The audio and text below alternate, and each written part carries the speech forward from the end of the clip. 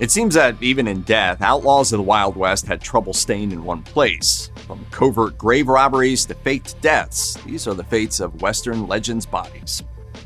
According to the research done by retired Dakota Wesleyan University history professor James D. Laird, Wild Bill Hickok and Calamity Jane were not actually a couple as is often reported. McLaird explained to Wild West that in her autobiography, Life and Adventures of Calamity Jane, even Jane herself said they were just friends. Rumors of a romantic relationship were seemingly supported by what happened after Hickok's death. As HBO's Deadwood demonstrated, Wild Bill was famously killed by a bullet to the back while mid-card game, and the aces and eight hand that he allegedly held at the time would become forever known as the Dead Man's Hand.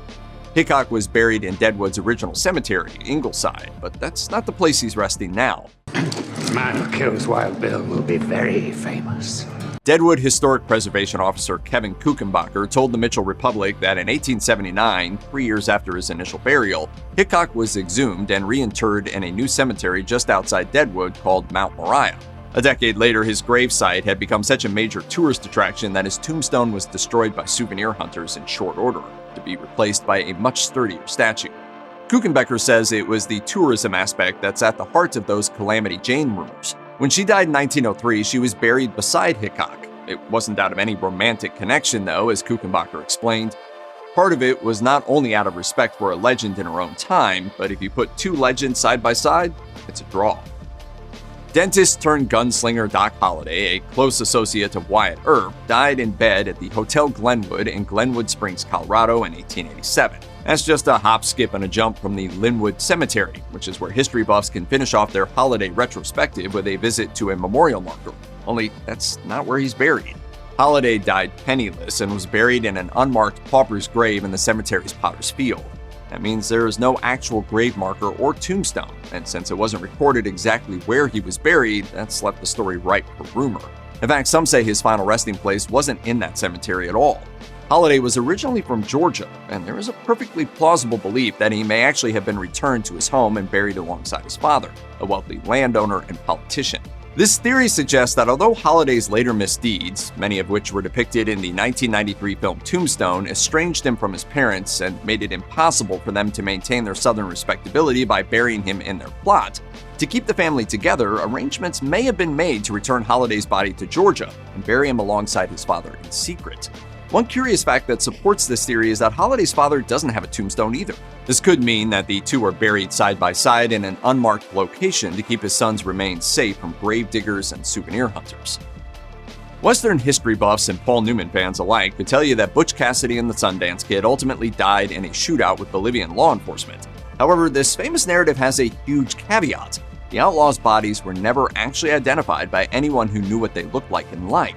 What's more, no photos were taken of their corpses, and when they were buried in the San Vicente Cemetery, the locations were never marked publicly or recorded by law enforcement. This big hole in the story has given rise to a theory that Cassidy survived to reboot his life into something more law-abiding and actually wound up living to a ripe old age. Even his sister Lula backed this claim, stating he died in Washington state and was buried in a secret location. He was still full of fun and could tell a good joke. In the 1990s, historians Daniel Buck and Ann Meadows found a man living in San Vicente who said that his father had been the one to bury the two outlaws. The story was passed down to him, and when the researchers finally tracked him down, he questioned why investigators had waited so long to inquire about the legend. He was able to direct them to the burial location, and when the grave was exhumed, there were in fact two men buried there. However, according to the DNA testing, the bodies did not belong to Butch or Sundance. For now, rumors of the true location of the iconic duo's remains continue to thrive. Geronimo surrendered to American military forces in 1886, and as a prisoner of war was moved to Oklahoma's Fort Sill in 1894. He died from pneumonia in 1909, where he'd been a prisoner for an astonishing 23 years. A section of Fort Sill was set aside as an Apache cemetery, and that's where Geronimo was laid to rest. However, this decision was highly controversial, for as the Oklahoman reported back in 1982, Geronimo had clearly stated he wished to return to Arizona before his passing. For this reason, there was much debate about whether his remains should stay in Fort Sill or be transferred further west. Some Apache also weighed in on the debate, insisting he needed to remain where he was to honor tribal customs by leaving his grave undisturbed. Unfortunately, Geronimo may have already been exhumed by another party. In 2009, Geronimo's heirs sued Yale's Skull and Bones Society over the claim that Prescott Bush had led a group that desecrated Geronimo's grave and stole his skull, several bones, and various artifacts. After their removal, they were reportedly installed in a display in the headquarters of the Skull and Bones Society. He stumbles across an incredible letter. In it said, "We have Geronimo's skull, bones, and horse tack." The plaintiffs discovered documents that seemed to support this legend. The lawsuit asked that Skull and Bones either prove that this robbery had not happened or confirm that it did and return the bones to Geronimo's descendants. The lawsuit was dismissed as it was ruled that Geronimo's remains were too old to be protected by the cited laws.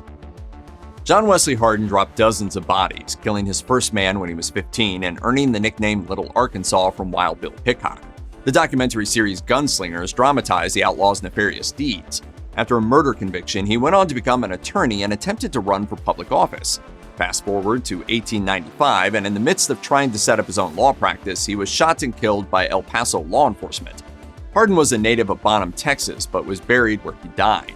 In 1996, his descendants tried to arrange to have him moved from El Paso to Nixon, where he had lived while married to his first wife. According to an Associated Press report, Hardin's family appeared at the cemetery to make the motion, but were stopped at the gates. The entire matter ended up going to court. Hardin's great-grandson summed up the family's position, saying, "The memory of him is better served by people who knew what he was. He was a family man, he was a victim of the times, and he was viewed by many, many people as a friend." It didn't work, and Hardin remains in El Paso. Portrayed in numerous films and TV shows since his passing, Billy the Kid has lived on as a larger-than-life figure. Shot by Sheriff Pat Garrett, he was buried the day after he died, and the gravesite on the ground of Fort Sumner is marked with 3 names. Billy the Kid might be famous, but who are the other 2 people whose bones share his final resting place?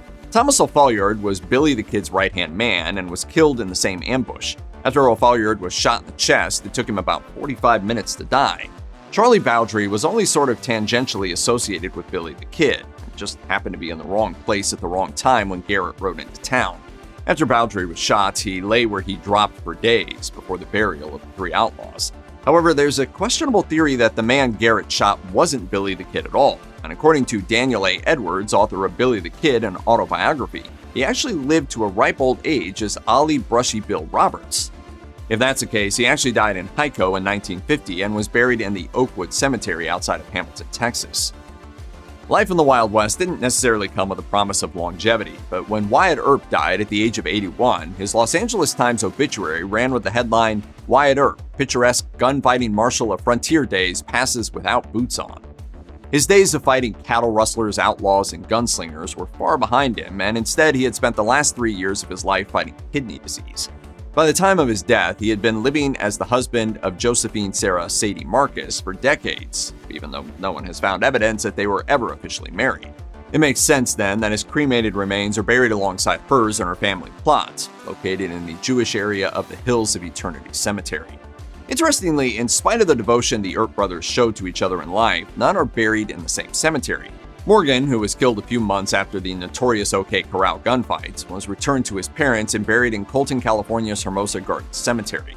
Virgil died of pneumonia in 1905 and was buried in Portland, Oregon, while James died of natural causes in 1926 and was buried in San Bernardino Mountains View Cemetery. Sitting Bull had long been a voice of reason in the struggle against oppression and was shot and killed in 1890. After his death, he was buried in a military-made coffin at Fort Yates. That was perhaps unsurprisingly not the end of the story. When the construction of a nearby dam made it likely that his final resting place was going to be submerged beneath the lake, his descendants stepped forward. Family requests to move Sitting Bull's remains from South Dakota to North Dakota were rejected.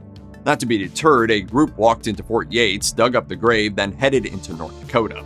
Sitting Bull was reinterred in a vault overlooking the Missouri River, or so the story goes.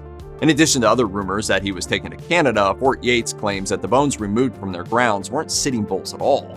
That claim shed uncertainty on his final resting place, but there's one more footnote.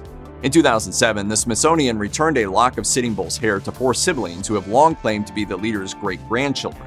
And years later, DNA testing done on the hair confirmed Ernie LaPointe was Sitting Bull's great-grandson. With that indisputable legal proof, he told NBC he was hoping to move Sitting Bull's remains to a site he was connected to in life and rebury him with proper honors. Western icon Jesse James was famously shot and killed by members of his own gang in exchange for a pardon, And that's what they got, along with the reward money promised to anyone who brought him to justice. James's mother, Zerelda, turned down a $10,000 offer from someone looking to buy his remains and instead had him returned to the James family home in Kearney, Missouri. Jesse James's death was the end of an era, really, for this kind of criminal. James was buried there under a tombstone with an inscription stating that he was murdered by a, quote, traitor and coward whose name is not worthy to appear here. He remained there for 20 years until, amid worries over grave robbers, his family had him disinterred, positively identified, and moved to the city's Mount Olivet Cemetery. In spite of the fact that James's mother instructed the family members who oversaw the moving of his remains to confirm to her that yes, it was still her son's body in the grave, questions lingered.